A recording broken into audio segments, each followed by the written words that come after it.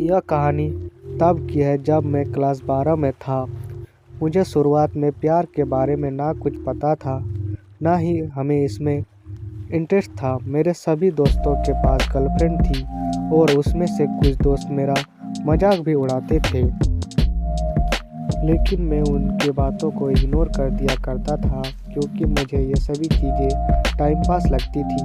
वो कहते हैं ना कि ऊपर वाले ने हर किसी के लिए किसी न किसी को बनाया है, शायद मेरे लिए भी उसने किसी को भेज रखा था। धीरे धीरे वक्त बीतता चला गया और मैं 12 पास कर दिल्ली आ गया अपने आगे के पढ़ाई के लिए।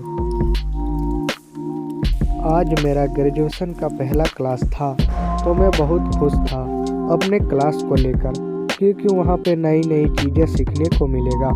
अपने दिमाग में यही सारे बातें सोचकर मन ही मन मुस्कुराए जा रहा था।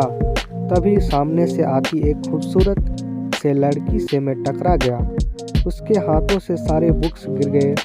मैं सब कुछ भूलकर बस उसी को देखे जा रहा था। तभी उसने कहा, वो हेलो, ध्यान कहाँ है तुम्हारा, बुक उठाओ।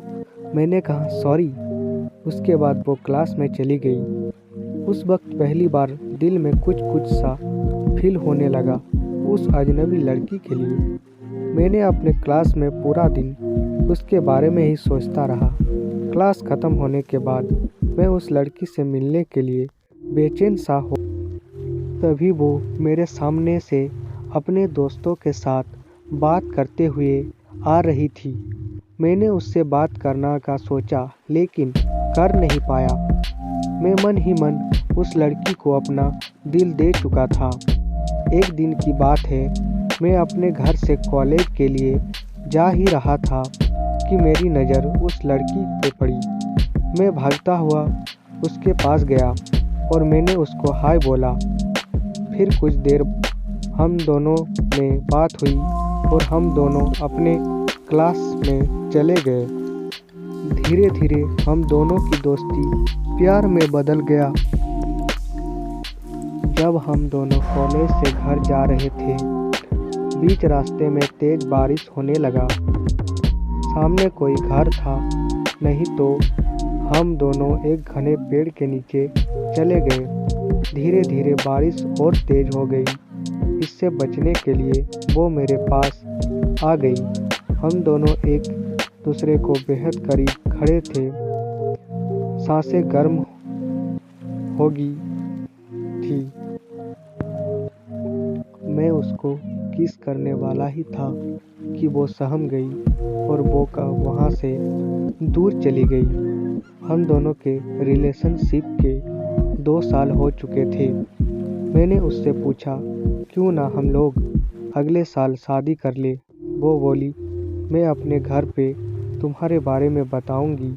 लड़का खुशी खुशी अपने घर चला जाता है। उधर लड़की के बातों को सुनकर उसे कहते हैं कि तुम उस लड़के से दूर रहेगी। लड़की कहती है मैं उसके बिना नहीं रह सकती, लेकिन उसके घर वाले उसकी एक बात नहीं सुनते हैं। उस लड़की का फ़ोन छीन लेते हैं और उसका कॉलेज जाना नहीं बंद कर देते हैं।